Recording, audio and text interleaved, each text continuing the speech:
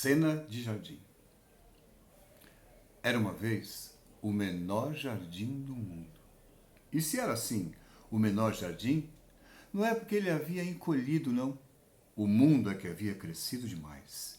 E os homens, com os seus passos cada vez mais apressados, seus problemas cada vez mais preocupantes, foram andando rápido demais e se esquecendo do jardim, que foi ficando cada vez menor em um mundo cada vez maior.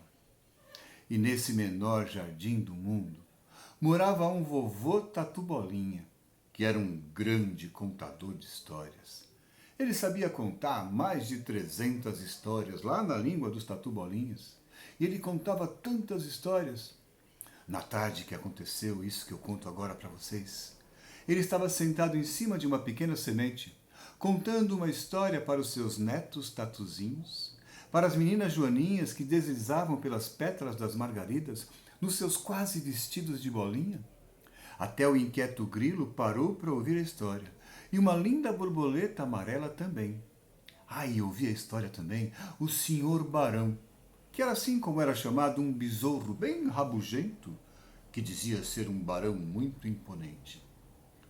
Nessa história que o vovô Tatu Bolinha contava, ele falava de um tempo onde haveria o último jardim do mundo, onde os homens iam se esquecer de todos os jardins e só sobraria um jardim no mundo inteiro.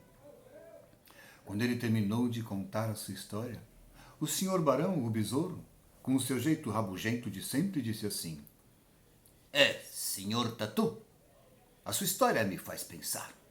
Esse mundo não tem mais jeito. Não há mais nada o que ser feito. Não há.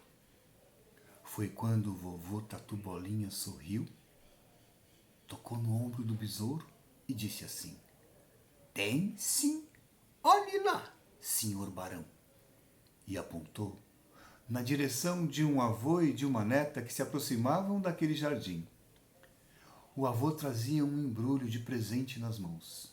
E quando eles sentaram-se no banco do jardim, depois de desviar de um caminho de formigas, o avô abriu aquele pacote e tinha um livro.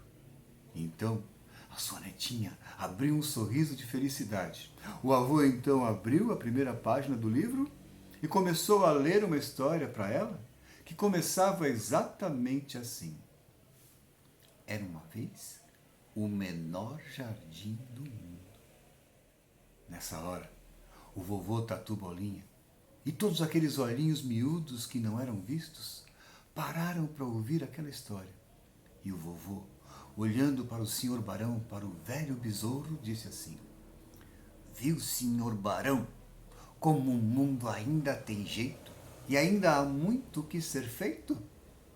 Enquanto adultos e crianças reinventarem o tempo de ler, contar e ouvir histórias, o mundo tem jeito sim, e ainda há muito o que ser feito.